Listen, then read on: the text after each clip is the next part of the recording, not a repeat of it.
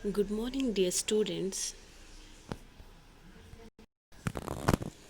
This video on chapter 2 Units and Measurements. In the last class, we studied about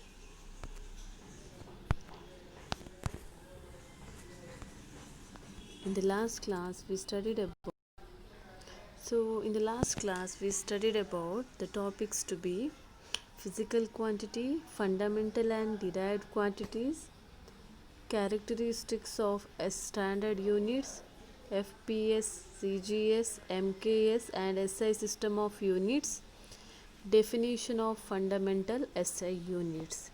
In today's class, let us study about measurement of length, measurement of mass and measurement of time. Accuracy, precision of instruments and error in measurements. How do we measure a length?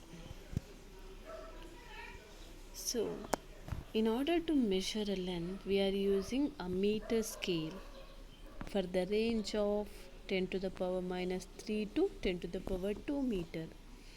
So, measurement of length, the order of distance varies from 10 to the power minus 14 meter, that is for a radius of nucleus, to 10 to the power 25 meter, it is a radius of the universe. So, we are having such a wide range of length. The distance ranging from 10 to the power minus 5 meter to 10 to the power 2 meter can be measured by direct method, which involves comparison of the distance or length to be measured with a chosen a standard length. For example, a meter rod can be used to measure distance as small as 10 to the power minus 3 meter. Second one, a vernier calipers can be used to measure as small as 10 to the power minus 4 meter. Third one, a screw gauge is used to measure as small as 10 to the power minus 5 meter. For very small distances or very large distances, we are using indirect methods. So, measurement of large distances. For the measurement of large distances, we are using a parallax method. So, parallax method is used to measure a large distances such as the distance of a planet or star from the earth. Now let us see what is parallax method. For that, I will give you one example. Hold a pencil in front of eyes against a wall. Look at the pencil first through the left eye, closing the right eye, and then look at the pencil through your right eye, that is B, closing the left eye. You would notice that the position of the pencil seems to change with respect to the point on the wall. This is called parallax. The distance between the 2 points of observation is called basis. So, in this example, the basis is the distance between the eyes. That is a parallax method. So, what is parallax method? The parallax method is used to measure a large distances such as the distance of planet or star from the earth. Now, let us measure the distance d. So, distance d of a faraway planet S by the parallax method. Now let us consider a faraway planet P at a distance d from our two eyes. Suppose that the line joining the planet to the left eye L and the right eye R subtended an angle theta. The angle theta is called parallax angle, and the distance LR is equal to B, that is called basis. Basis is the distance between the eyes, that is L and R. That distance we can write small letter B, that is called basis. As the planet is far away, B by D is much less than 1, and therefore theta is very small value. Then taking the distance LR is equal to B has a circular arc of radius D. We have theta is equal to angle, parallax angle is equal to arc to the radius, that is LR divided by D. Radius is D, arc is LR. So LR, which is equal to basis, that is B by D. So therefore D can be written as B by theta. So this is how we measure the distance D of a faraway planet P by the parallax method. Now let us measure the measurement of size or angular diameter of an astronomical object. If D is the diameter of the planet, let us take any astronomical object, like let us take a moon. So in the moon the diameter is D, and alpha is the angular size of the planet. Then we can write alpha is equal to arc to the radius, that is D divided by capital D. The angle alpha can be measured from the same location on the earth. It is the angle between two directions when two diametrically opposite points of the planet are viewed through the telescope. Since capital D is known, the diameter D of the planet can be determined from D is equal to alpha into D. So here our intention is to know what is the angular diameter of the astronomical object. So we can write that D is equal to alpha D, where small d stands for angular diameter of an astronomical object, and capital D is a radius. It is a radius. So where capital D is the distance of moon from the earth. If D is the angular diameter of the moon, okay, that is how we measure angular diameter of an astronomical objects. Now let us see the range of length. The size of the objects we come across in the universe varies over a wide range.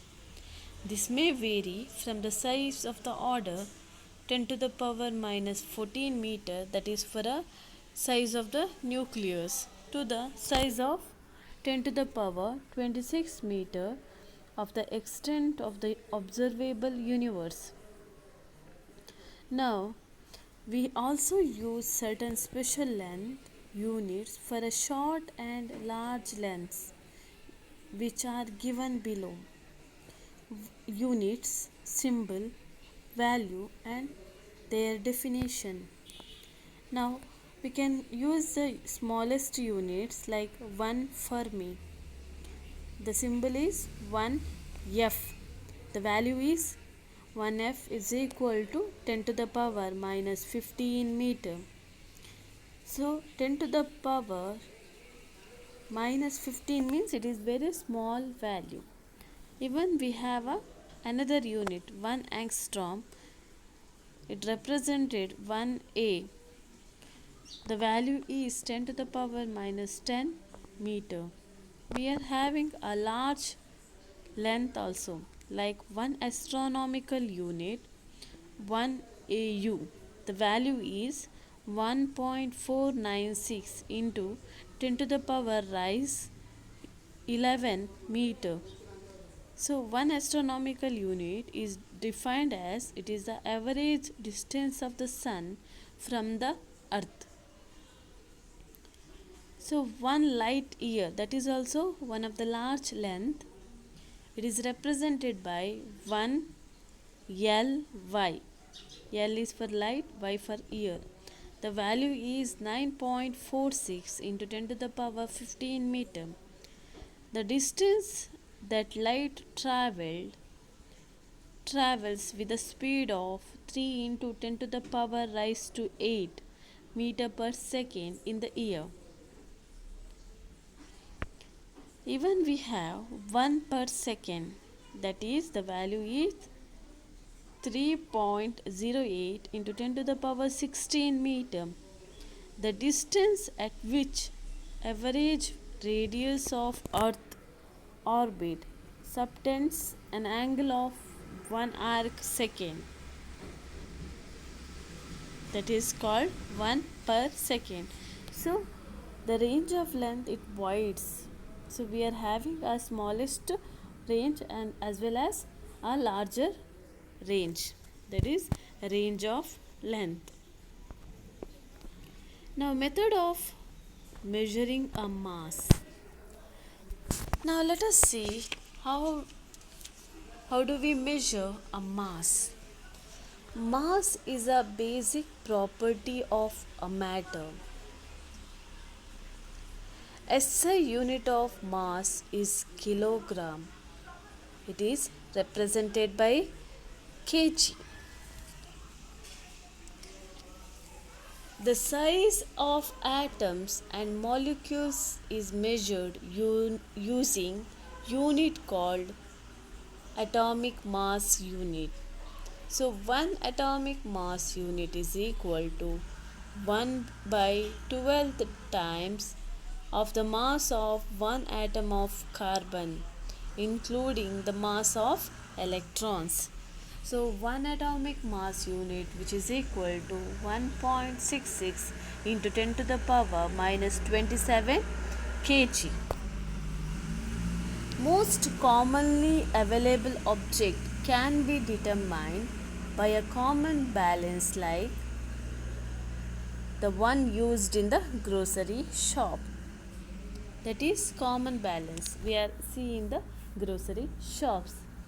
Whereas the large masses in the universe like planets, stars, etc., they are based on the Newton's law of gravitation, can be measured by using a gravitational method. For measurement of small masses of atomic, subatomic particles, etc., we make use of mass spectrograph, in which the radius of trajectory is proportional to the mass of a charged particle moving in uniform electric and magnetic field. The range of mass, the masses of object we come across in the universe, it vary over a wide range. So we are having very small mass, that is 10 to the power raised to minus 30 kg of electron. Even we have a huge mass like the mass of universe, that is 10 to the power raised to 55 kg. So it is the range of masses is a wide range. Now let us see the measurement of time. To measure any time interval, we need a clock, isn't it? Atomic standard of time is based on the periodic vibrations produced in a cesium atom. This is a basis of a cesium clock. Sometimes it is also called atomic clock. So that we can see in the wrist watches. So wrist watches, it works under a cesium clock. That is the measurement of time. Now let us see accuracy, precision of the instrument and errors in measurement. Now the first one,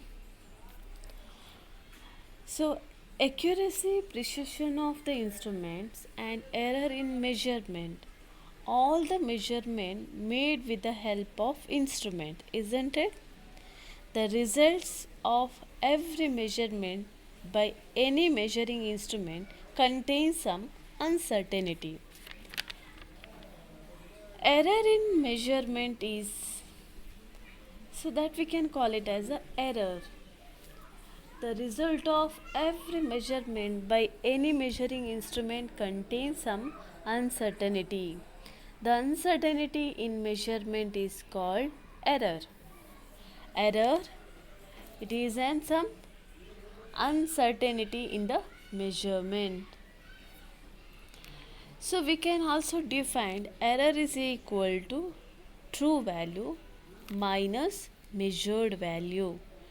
True value in the sense it is an exact value, actual value.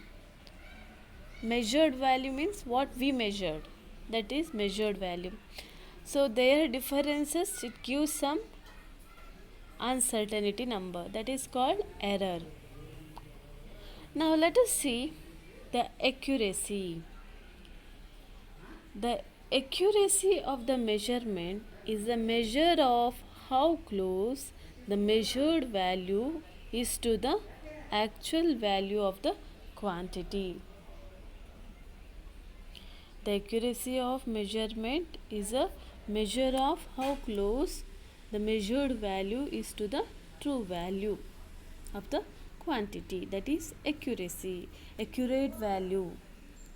Okay, the next one is a precision. Precision tells us to what resolution or limit the quantity is measured. Now all these I will explain with one example. Suppose the true value of certain length is nearer 2.874 centimeter. This is what actual value, or it is a true value you have to get, that is 2.874 centimeter. In one experiment using a measuring instrument of resolution 0.1 centimeter, you got the measured value 2.7 centimeter, while another experiment by using measuring device of greater resolution, say 0.01 centimeter, the length is determined to be 2.69 centimeter. Now the first measurement has more accuracy. Why it is more accuracy? Because it is closer to the true value but less precision. Its resolution is only 0.1 centimeter, while the second measurement is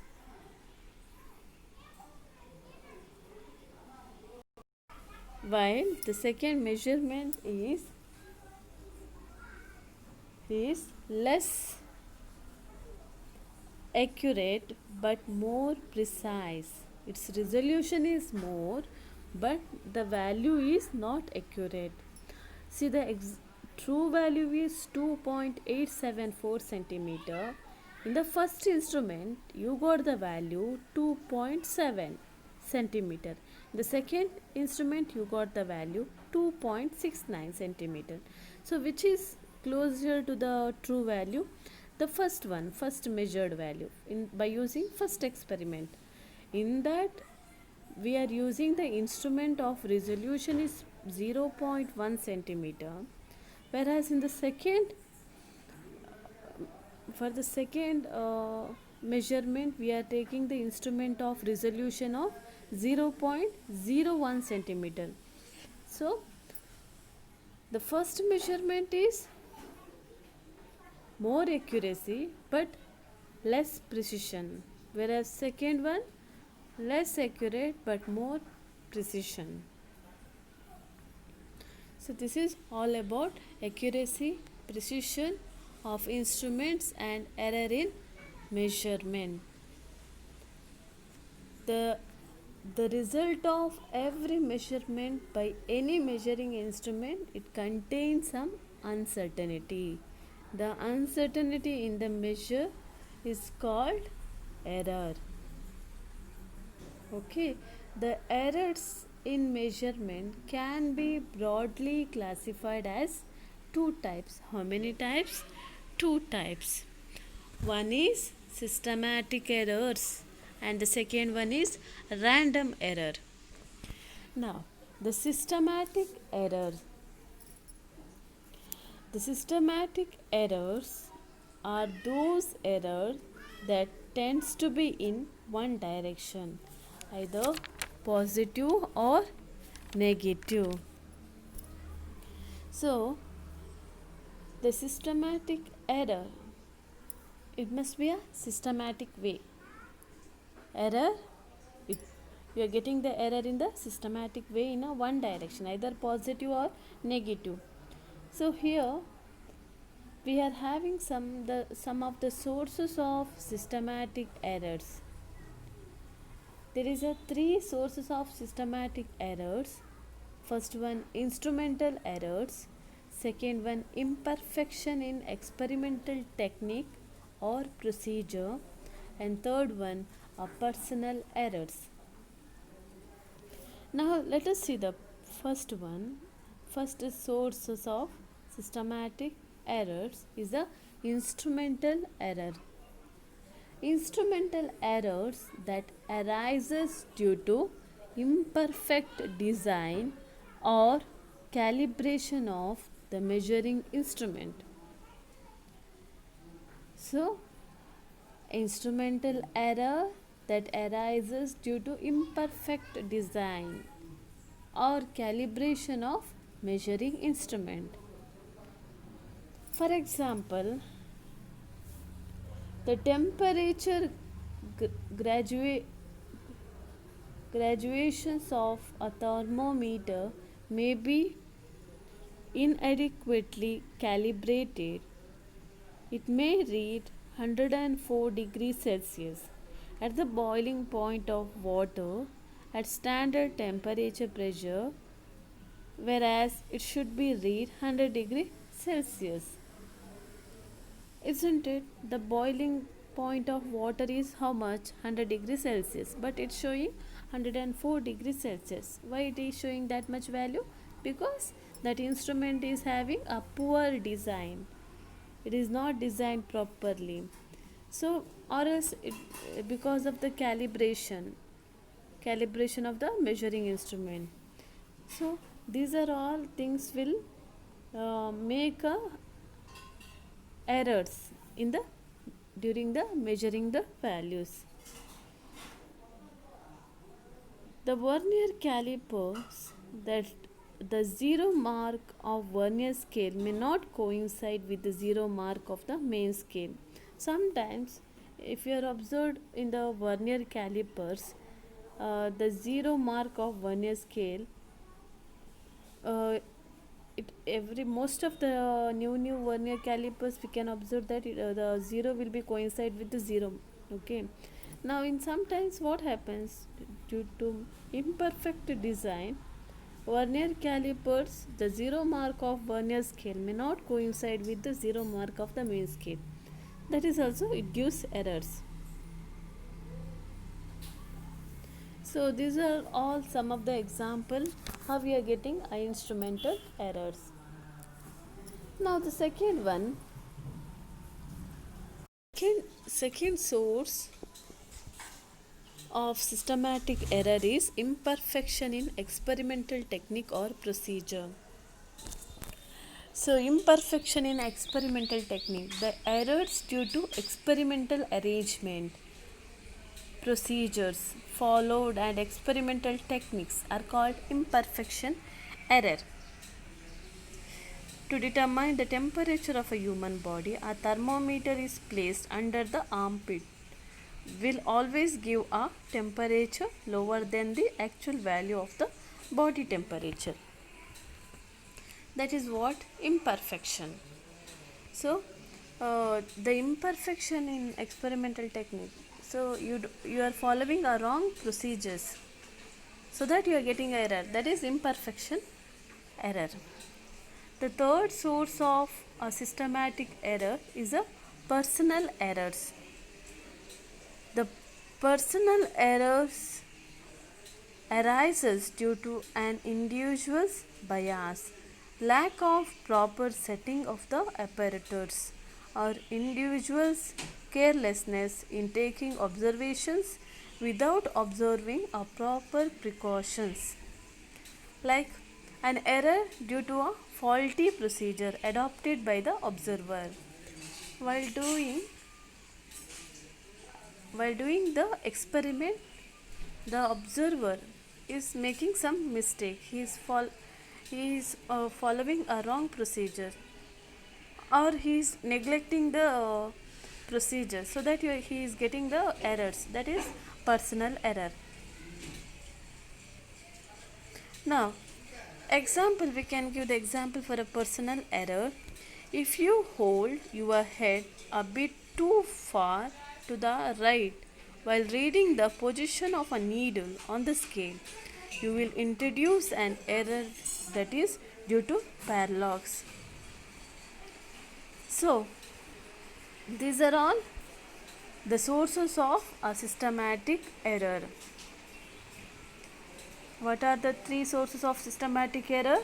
Instrumental error, imperfection in experimental technique or procedure, and the third one, personal error. Now, how to minimize our systematic errors? First one, improving experimental techniques. You have to improve the experimental techniques. Second one, selecting a better instruments. Selecting a better instrument and removing personal bias as far as possible. So these are the thing how we can minimize the errors.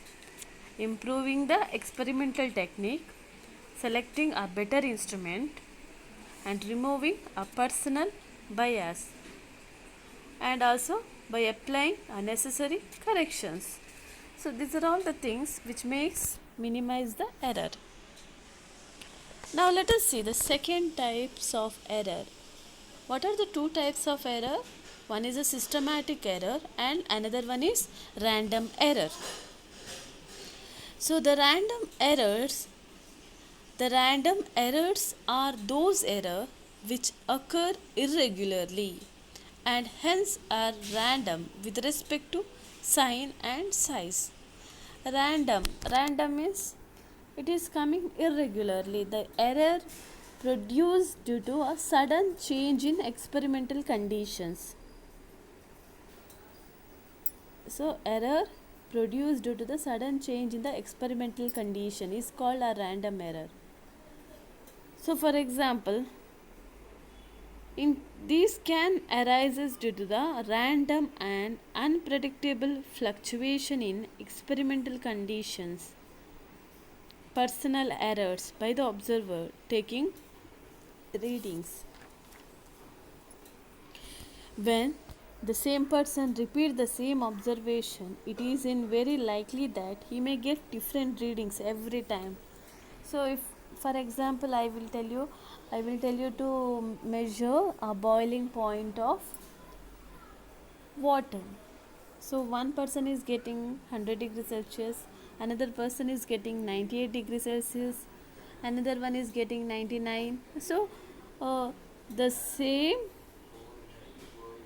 the we know the true value of uh, boiling point of water, that is 100 degrees Celsius, but the person is getting a different values, isn't it? So this is a random error. Now let us see the least count error. The least count, the smallest value that can be measured by the measuring instrument, is called least count. Least count is the smallest value that can be measured by the measuring instrument, that is called a least count. The least count error is the error associated with the resolution of instrument. So the smallest measurement that can be measured by the measuring instrument is known as least count. So for example, we have a vernier calipers. So vernier caliper has a least count has 0.01 centimeter. Even we are using ordinary scales, isn't it? What scale we are using? That is ordinary scale. So what is the least count that you can measure in that scale, ordinary scale? That is 0.1 centimeter. The least value, how much we can measure in that instrument, is called least count. A spirometer may have a least count 0.01 centimeter. Using instruments of higher precision, improving experimental techniques, we can reduce the least count error. We can reduce the least count. How? By using higher precision instruments and improving the experimental techniques. Repeating the observations several times and taking the arithmetic mean of all the observations, the mean value would be very close to the true value of measured quantity. So to minimize the least count, so I will give you one I will tell you to measure the size of this book. What you will do, with the help of scale you will measure the size of the book. So then I will tell you, take 4 readings. So each time you are getting different values.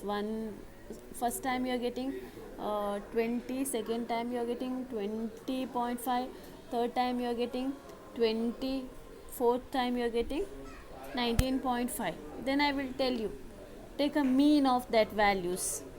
How to take mean? Adding whatever you are getting value, no, that 20 plus 20.5 plus 19 plus 19.5, you have to add and divide it by the number of trials, that is 4. Then you will get the nearer value, that is 20 you will get. So that is how by repeating the observation several times and taking the arithmetic mean of all the observation, the mean value would be very close to the true value of measured quantity. Thank you, students. Thank you, students.